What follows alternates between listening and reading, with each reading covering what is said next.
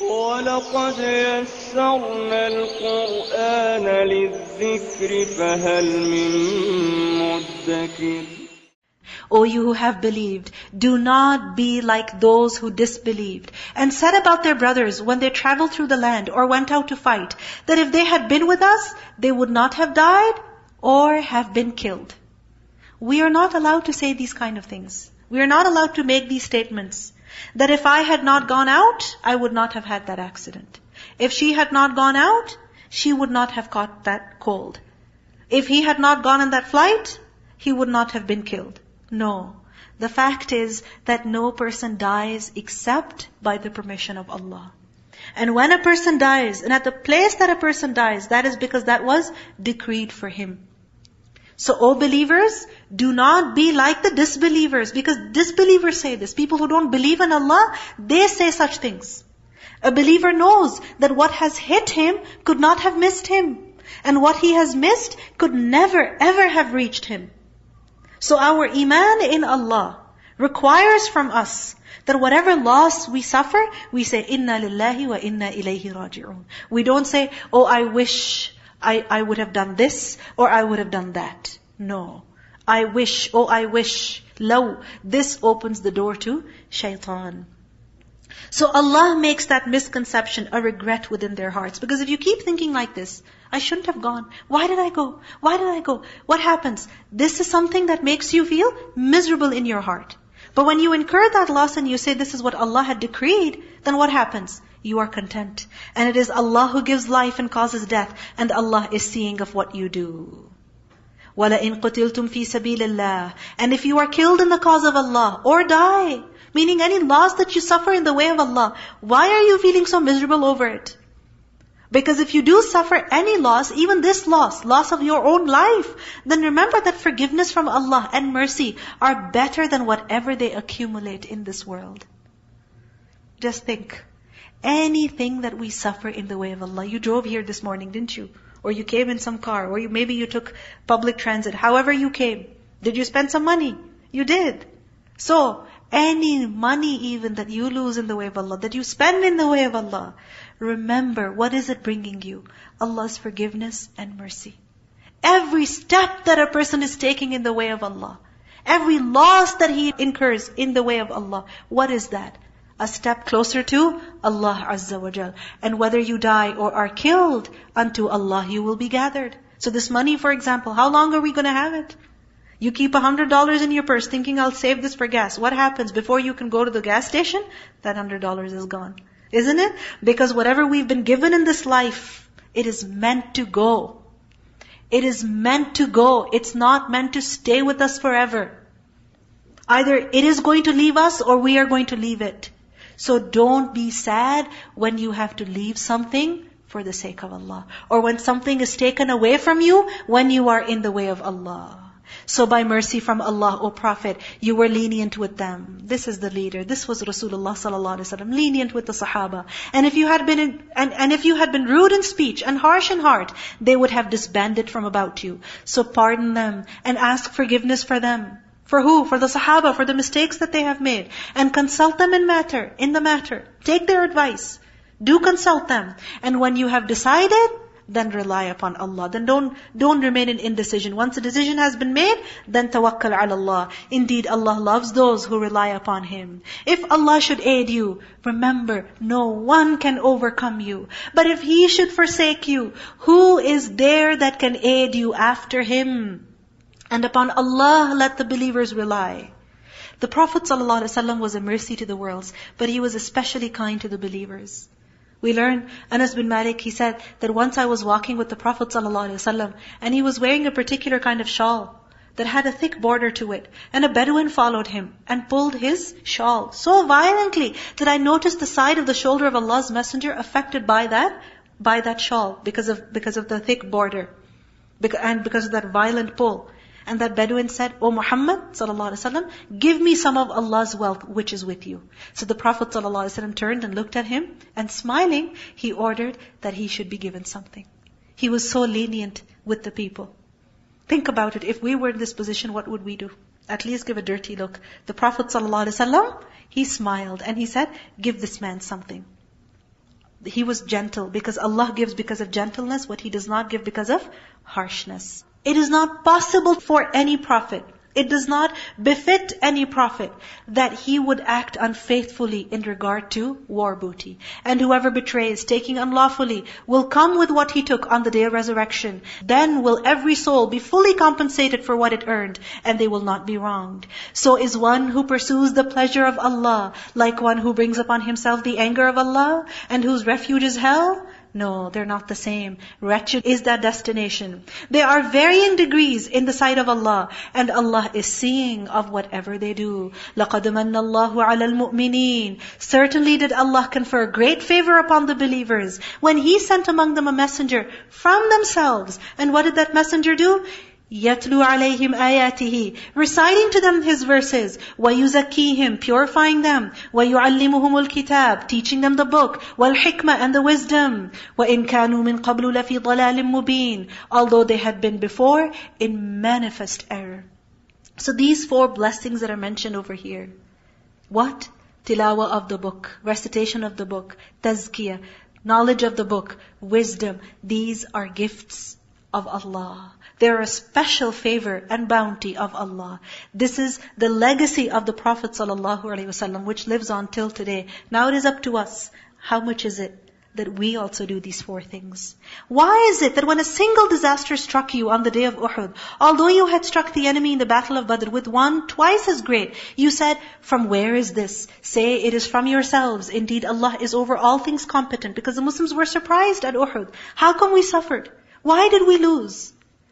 Allah says, this is because of you. قُلْ هُوَ مِنْ عِنْدِ أَنفُسِكُمْ. Don't blame anybody else. Blame yourself. Why do trials come? Why do tests come? For our reform, for our correction, for our improvement. But remember that when trials do come, the believer, his way is different from that of a hypocrite. The Prophet ﷺ, he said that the example of a believer is like that of a standing crop. The example of a believer is like that of a standing crop.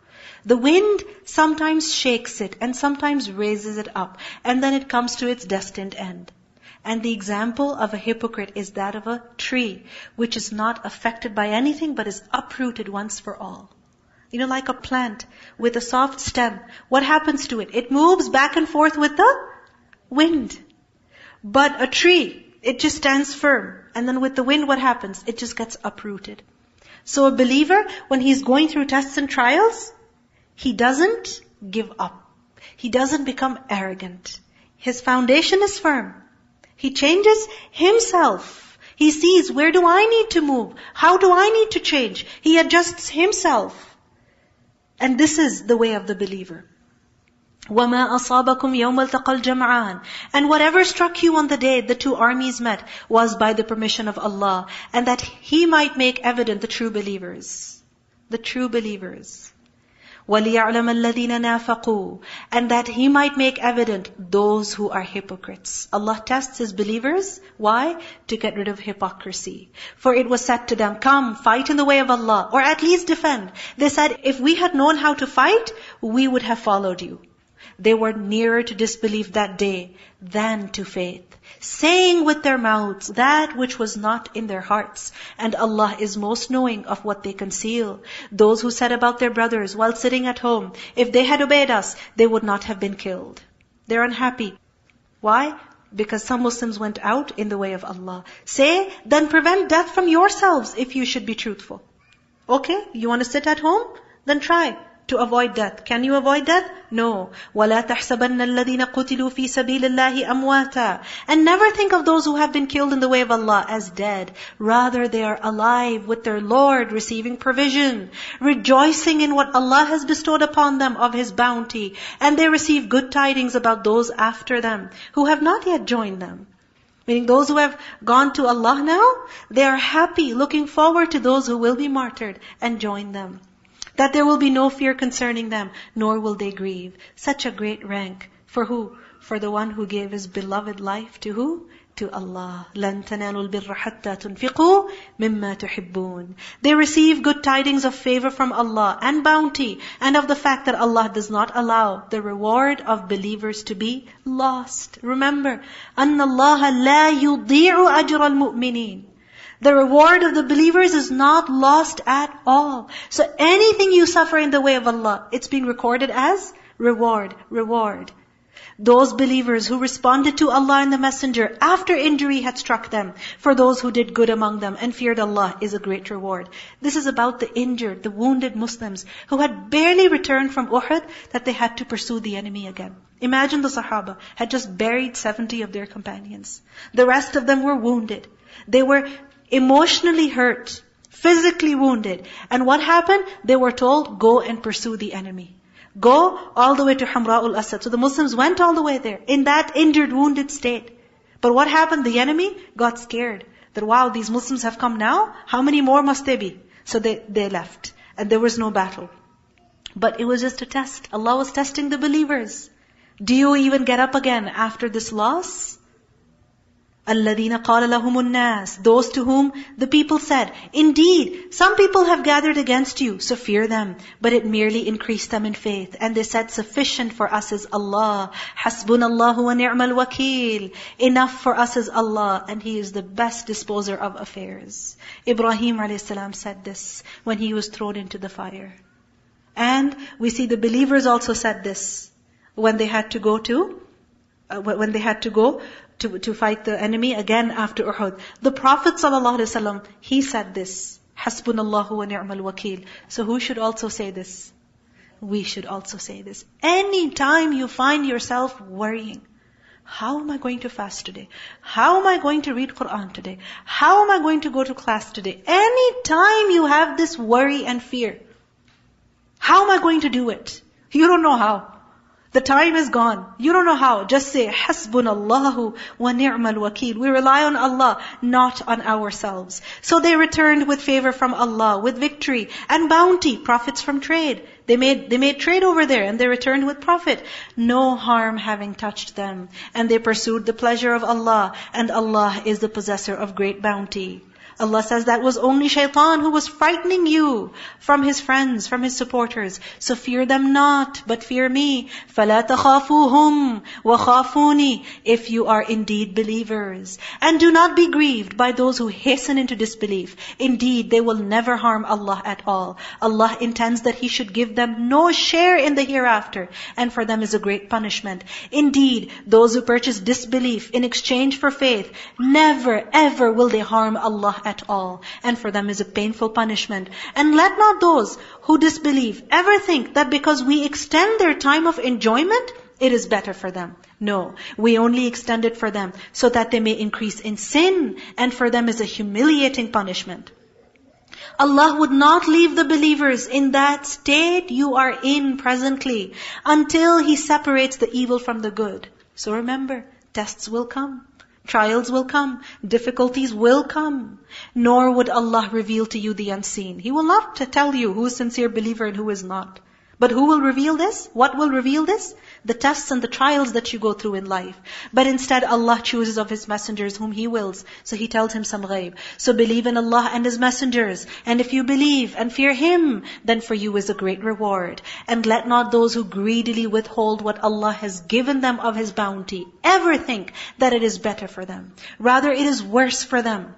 Their necks will be encircled by what they withheld on the day of resurrection. And to Allah belongs the heritage of the heavens and the earth, and Allah with what you do is fully acquainted.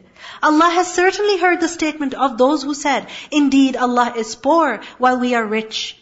We will record what they said and their killing of the prophets without right, and will say, taste the punishment of the burning fire. That is for what your hands have put forth, and because Allah is not ever unjust to His servants. Highlight this. وَأَنَّ اللَّهَ لَيْسَ بِظَلَّامٍ لِلْعَبِيدِ. No matter what happens in life, Allah is not unfair. He is not unjust. We harm ourselves. الَّذِينَ قَالُوا, they are those who said, indeed, Allah has taken our promise not to believe any messenger until He brings us an offering, which fire from heaven will consume. Basically, the Yahud, one of their objections is being refuted over here. Because they said that we cannot believe in Muhammad sallallahu alaihi wasallam because a fire has to come down from the sky and consume his offering, the booty that has come from the battle. When this will happen, then we will know that, okay, he is a prophet of Allah. Allah says, say, they have already come to you messengers before me with clear proofs. There were prophets before, and this miracle happened. But even that, but what did you do? What did you do? The messengers came before with clear proofs, and even that of which you speak, the miracle was shown to you. So why did you kill them if you should be truthful? Then if they deny you, so were messengers denied before you, who brought clear proofs and written ordinances and the enlightening scripture. كُلُّ نَفْسٍ ذَائِقَةُ الْمَوْتِ, every soul will taste death. No living being is spared from this. There is no escape from death. When the Prophet ﷺ was near his death, Fatima radiallahu anha, she saw him in his pain, and she said, oh, what pain! And the Prophet ﷺ said, oh my daughter, what has come upon me is what Allah is not going to spare any man of until the Day of Judgment. Meaning there is no human being except that he will go through the pain of death. He will go through death.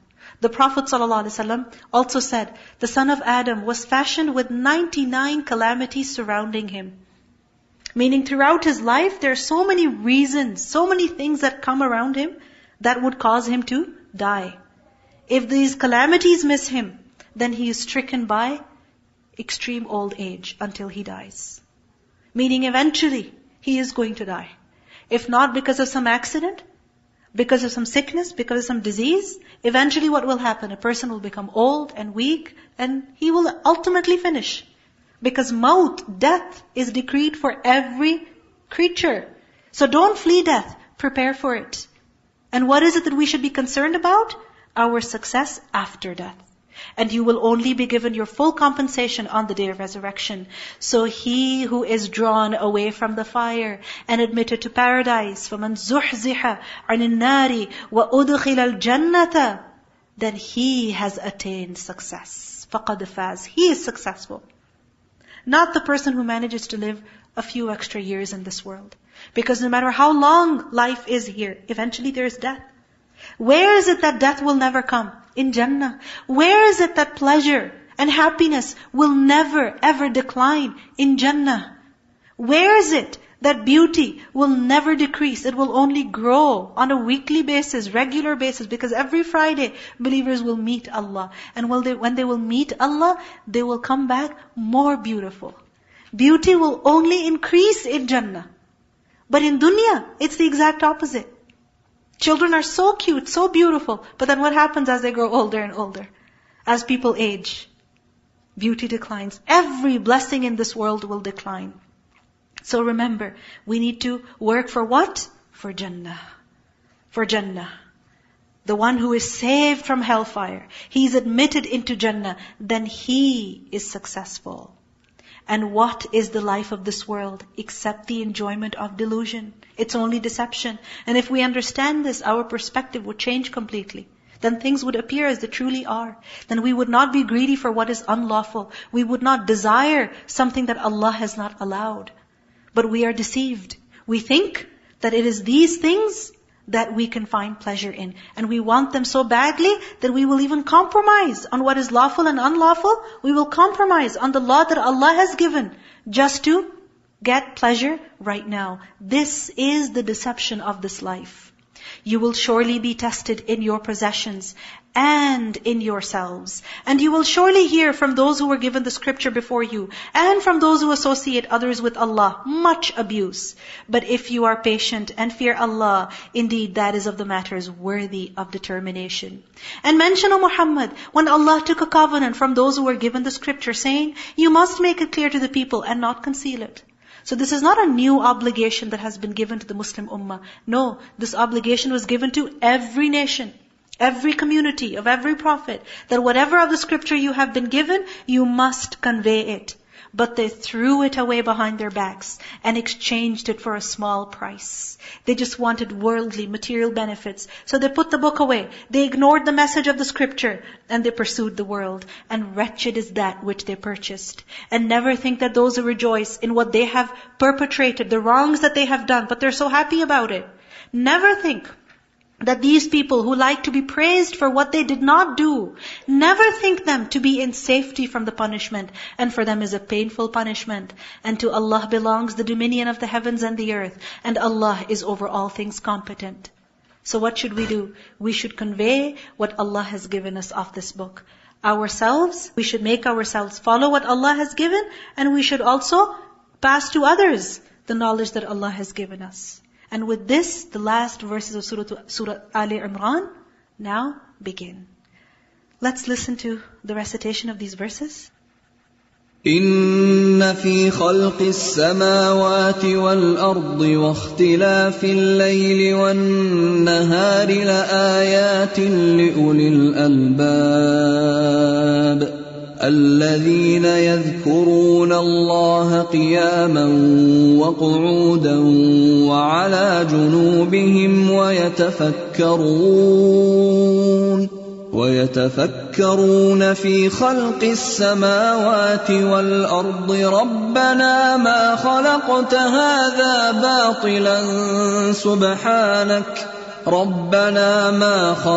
هذا باطلا سبحانك فقنا عذاب النار ربنا إنك من تدخل النار فقد أخزيته وما للظالمين من أنصار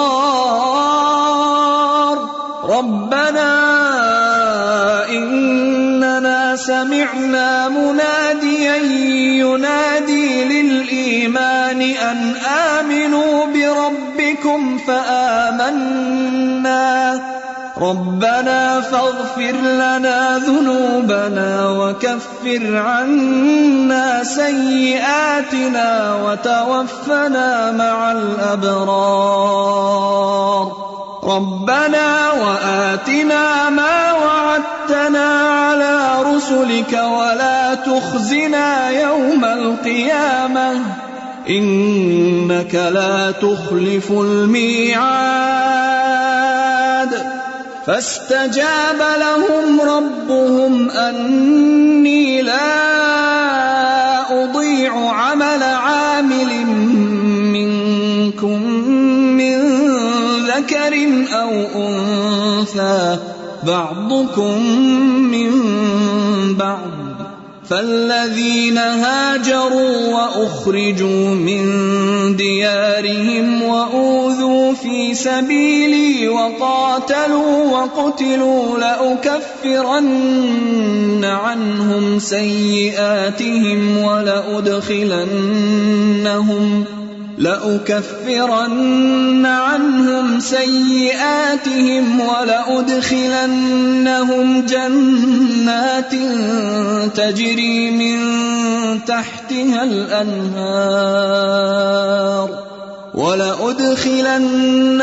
جنات تجري من تحتها الأنهار ثوابا من عند الله والله عنده حسن الثواب.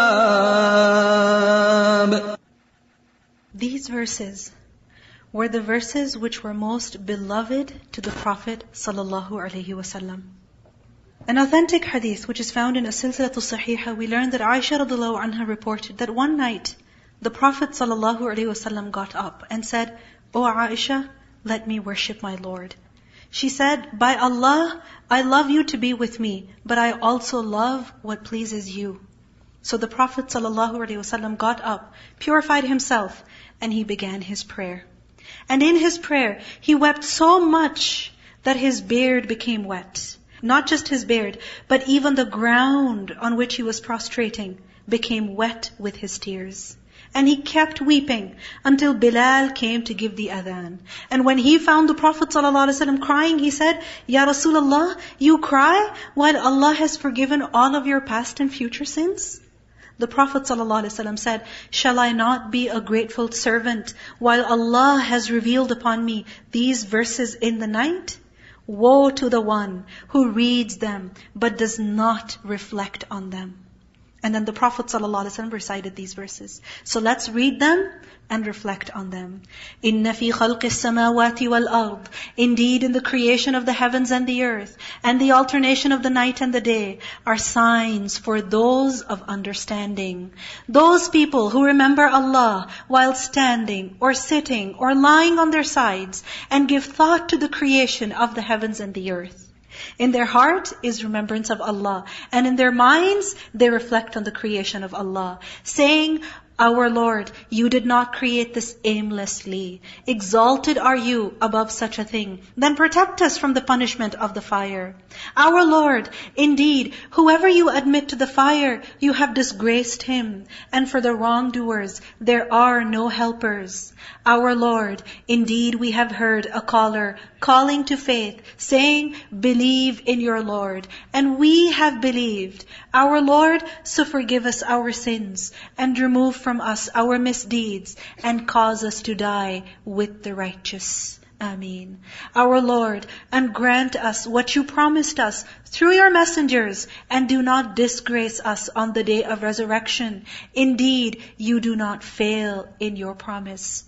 And their Lord responded to them, never will I allow to be lost the work of any worker among you, whether male or female. You are of one another. So those people who immigrated, or were evicted from their homes, or were harmed in my cause, or fought, or were killed, I will surely remove from them their misdeeds, and I will surely admit them to gardens beneath which rivers flow, as reward from Allah, and Allah has with Him the best reward. These are the verses which the Prophet ﷺ wept over. He was so grateful for these verses. Why? Because these verses, what do they tell us? That those people who live their lives remembering Allah, who live their lives being mindful of what Allah has ordered them, those people whose desire is to enter Jannah, to have Allah happy with them, whose greatest fear is the fire of hell. Those people who beg Allah for forgiveness. Those people who have iman. Those people who look forward to the promises that Allah has made. And because of this, they strive, they do their best. And in that, they suffer also. Sometimes they have to do hijrah. Sometimes they're driven out of their homes. If not that, udhu fi sabili. They suffer minor hurts or major hurts in the way of Allah. Sometimes they're even made to give up their lives. Such people, what does Allah say? لَأُكَفِّرَنَّ عَنْهُمْ سَيِّئَاتِهِمْ I will surely, definitely forgive them their sins. These are the people for whom is forgiveness. Because the one who suffers for Allah, his suffering is not wasted. The one who is striving for Allah, his striving is not wasted. Allah is shakur. Allah is most appreciative. So when He is so appreciative of our efforts, of our miserable small efforts, then we should also be grateful to Him for His favors. Such are the people who will be admitted into gardens beneath which rivers flow. Reward from Allah. And Allah with Him is the best reward.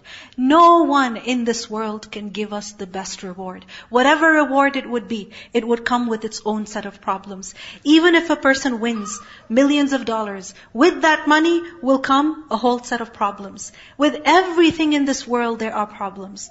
The best reward is in Jannah. So aim for that. لا يغرنك تقلب الذين كفروا في البلاد. Be not deceived by the uninhibited movement of the disbelievers throughout the land. The people who live their lives in disobedience to Allah, they have freedom. They go about enjoying their lives. Allah says, don't be deceived by that. It is but a small enjoyment. Because even if a person enjoys his entire life without suffering the slightest hardship, still, That is nothing compared to the punishment of the akhirah. Why? Because on the Day of Judgment, we learned that among the inmates of hell, a person who had led the most luxurious life in this world will be brought up. He will be dipped in the fire and he will be asked, O son of Adam, did you ever experience any comfort? Did you happen to get any luxury? And he will say, by Allah, no my Rabb. No my Rabb. This is the person who lived the most luxurious life in this world. Allah says it is mata'un qaleel. It is temporary enjoyment, so don't be deceived by that. ثُمَّ مَأْوَاهُمْ جَهَنَّمْ. Then their final refuge is hell. وَبِئْسَ الْمِهَادِ. And wretched is that resting place. But those who feared their Lord will have gardens beneath which rivers flow, abiding eternally therein as accommodation from Allah. And that which is with Allah is best for the righteous. Best. And indeed, among the people of the scripture are those who believe in Allah and what was revealed to you and what was revealed to them, being humbly submissive to Allah. This is what we need to develop. They do not exchange the verses of Allah for a small price. They're honest with the word of Allah.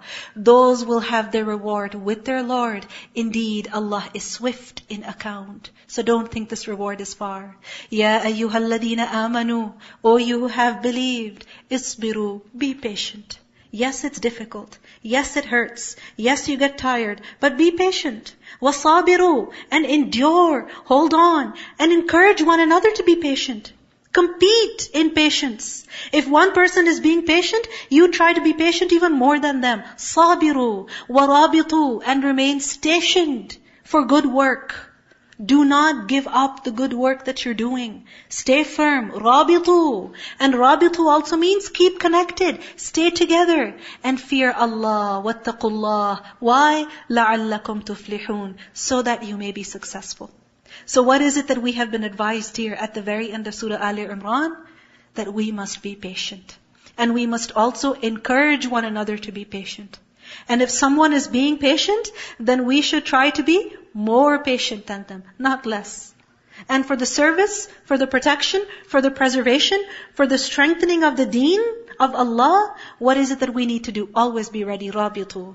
And also have regard for the bonds of friendship, the bonds of love that Allah has blessed us with because of His book, through His book.